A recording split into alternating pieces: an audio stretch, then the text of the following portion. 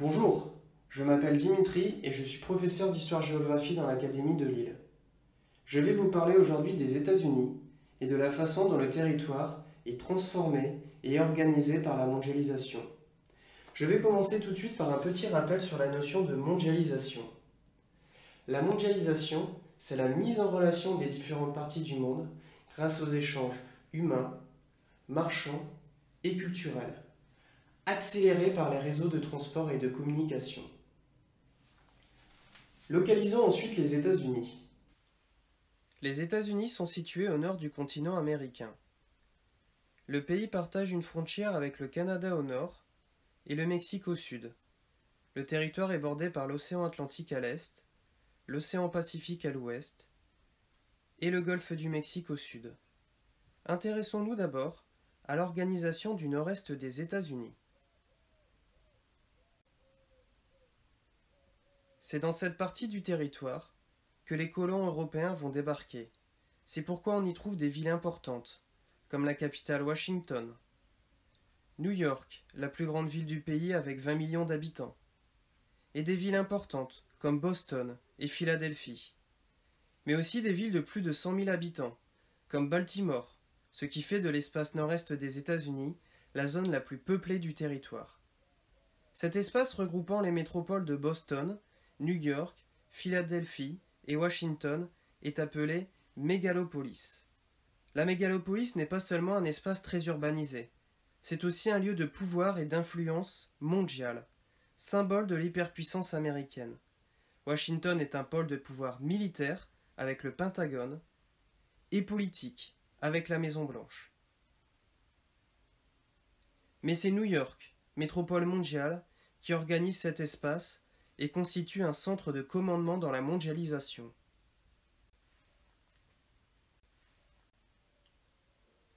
Le cœur économique et financier de la ville se trouve sur l'île de Manhattan, notamment dans le Financial District, un quartier d'affaires situé à l'extrême sud de Manhattan.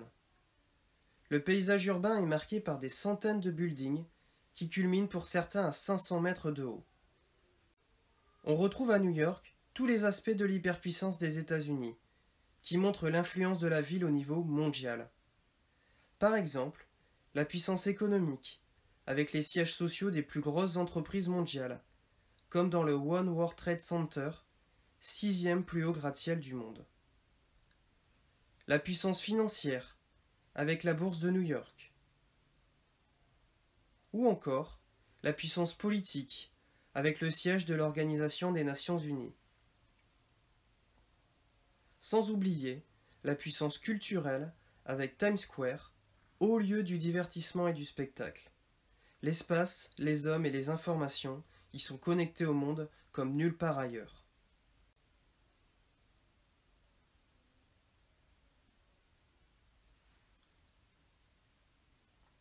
Un autre espace de la métropole new-yorkaise, situé au sud-ouest de Manhattan, est également transformé par la mondialisation.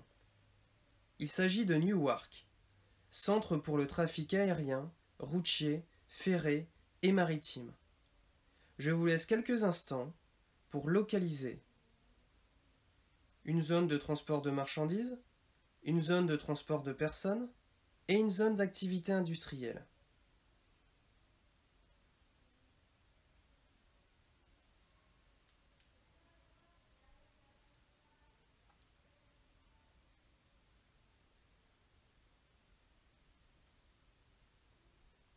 Vous avez donc pu repérer le port, qui permet des échanges de marchandises avec le reste du monde, l'aéroport, qui connecte les New-Yorkais avec la planète entière, et la zone industrielle, directement implantée dans le port. L'autoroute et la voie ferrée permettent de connecter les hommes et les marchandises aux autres villes américaines. Alors, résumons ce que nous avons appris. La mégalopolis et en premier lieu New York sont au cœur de la mondialisation. Tout d'abord parce que l'on y trouve des lieux de commandement, économiques et financiers, politiques et culturels, mais aussi parce que cet espace est très bien connecté au reste des États-Unis et du monde, par des connexions maritimes, aériennes, autoroutières et ferroviaires. Maintenant, je vais vous tester. Pour vous aider à mémoriser des informations importantes, je vais vous poser 3 questions. À vous de choisir la bonne réponse. Vous êtes prêts? Alors, première question. Quelle est la capitale des États-Unis? S'agit-il de New York, Washington ou Philadelphie?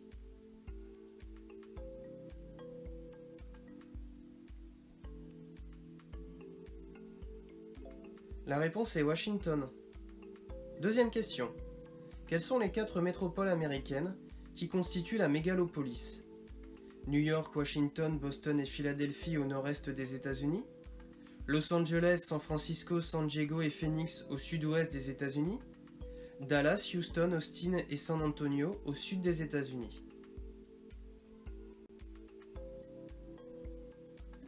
La réponse est New York, Washington, Boston et Philadelphie. Dernière question. Quel domaine de la puissance américaine est symbolisé par ce haut lieu de New York? Le domaine financier avec Wall Street, le domaine économique avec One World Trade Center, le domaine culturel avec Times Square.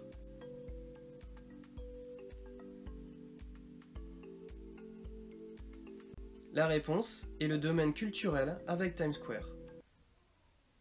Nous étions à New York, sur la côte est des États-Unis. Nous allons maintenant traverser le pays pour nous rendre sur la côte ouest en Californie. Nous arrivons ici. Vous reconnaissez ce lieu? Pas encore? Alors approchons-nous.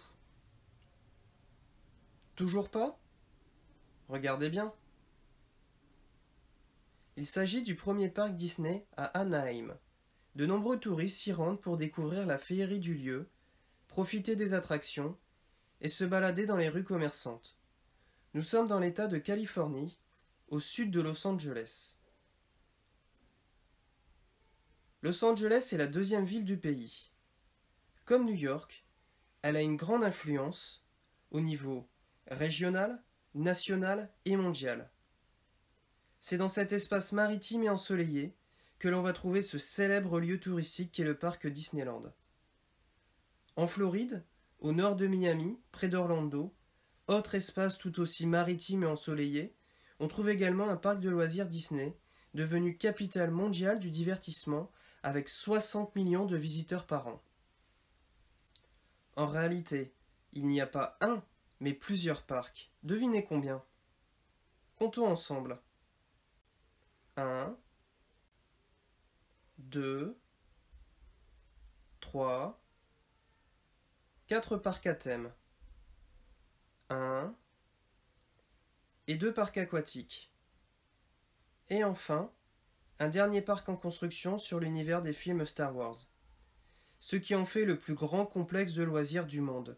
Nous sommes ici dans un espace complètement transformé par et pour la mondialisation. Plus particulièrement la mondialisation touristique. Cet espace du territoire, qui va de la Californie à la Floride, est qualifié de Sunbelt, ceinture du soleil en français, car c'est un espace attractif qui attire de nombreux touristes étrangers. La Sunbelt est également dynamique pour une autre activité que le tourisme, dont la Silicon Valley, située au sud de San Francisco, constitue le symbole mondial. Nous sommes ici dans le plus gros centre de haute technologie du monde, avec une très forte concentration d'entreprises innovantes, c'est-à-dire des entreprises qui développent de nouvelles idées et de nouvelles techniques. C'est un lieu de recherche et de conception dans lequel 3 grandes activités dominent: les logiciels, les composants électroniques et les services Internet, auxquels on peut ajouter tout récemment l'intelligence artificielle et les véhicules autonomes. En réalité, vous connaissez ces entreprises mondialement connues. Voici quelques exemples. Google, Facebook, Netflix. Parmi les sièges de ces entreprises, certains sont démesurés et conçus comme une vitrine de la réussite de l'entreprise, à l'image d'Apple Park, construit pour 5 milliards de dollars. Le succès de la Silicon Valley est lié à l'université de Stanford, qui a développé des programmes de recherche et des enseignements liés aux innovations. La seconde explication de la réussite des entreprises de la Silicon Valley se trouve dans la main-d'œuvre extrêmement qualifiée. 355 000 ingénieurs et scientifiques, c'est-à-dire la plus grande concentration d'ingénieurs au monde, qui conçoivent des produits et des services diffusés dans le monde entier.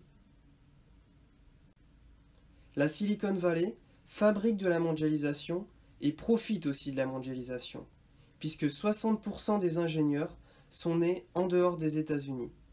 Des Chinois et des Indiens surtout, à l'image de Satya Nadella, né en Inde et devenu directeur général de Microsoft. Résumons ce que nous avons appris dans cette deuxième partie. La Sun Belt est un espace attractif, d'abord pour le tourisme, et contribue à faire des États-Unis le premier pays touristique en termes de recettes, et aussi pour l'industrie de pointe, en particulier en Californie dans la Silicon Valley, centre mondial d'innovation. Mais la mondialisation ne profite pas à tous. Dans la Silicon Valley comme ailleurs, une partie des habitants en sont exclus. Je vous laisse lire ce texte, puis nous tenterons ensemble de comprendre la situation.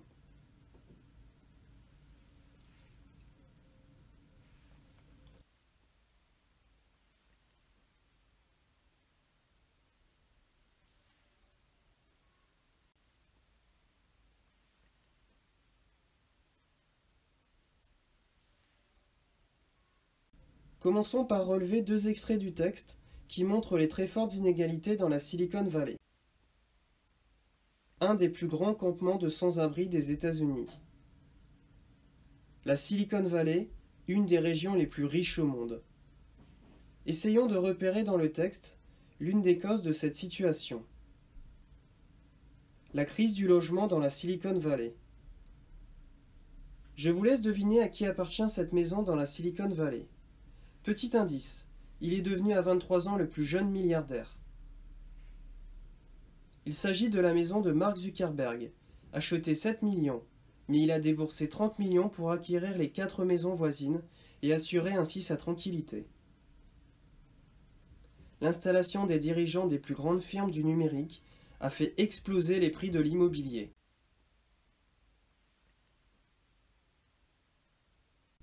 Résultat, cette maison quelconque est vendue 1 million de dollars. Et beaucoup de personnes ne réussissent pas à se loger. Par conséquent, ils deviennent sans abri, mais pas forcément sans emploi.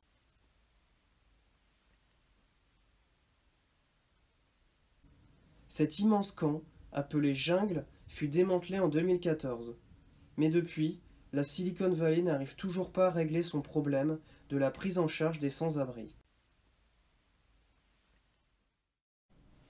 En conclusion, retenons que la mondialisation transforme le territoire des États-Unis en renforçant la métropolisation, c'est-à-dire que les villes comme New York, Los Angeles et beaucoup d'autres concentrent les hommes et les activités. La littoralisation est un autre phénomène majeur provoqué par la mondialisation. Les territoires les plus dynamiques et les plus connectés sont principalement situés sur les côtes. La mégalopolis bien sûr, mais aussi la Californie et la Floride. Pour terminer, voici une proposition de croquis de synthèse. Notons d'abord les métropoles majeures qui organisent le territoire. C'est le phénomène de métropolisation. Nous pouvons ensuite découper les États-Unis en 3 zones. Le nord-est, toujours le centre économique du pays. La Sun Belt, très dynamique et dont le poids des littoraux est de plus en plus important dans l'économie du pays. C'est la littoralisation. Enfin, le centre agricole et l'ouest plus en retrait. Pour finir, faisons apparaître les dynamiques. La mégalopolis, centre de commandement de la mondialisation. La Silicon Valley, plus grand centre de recherche et d'innovation du monde. Et les littoraux, ouverts sur le monde.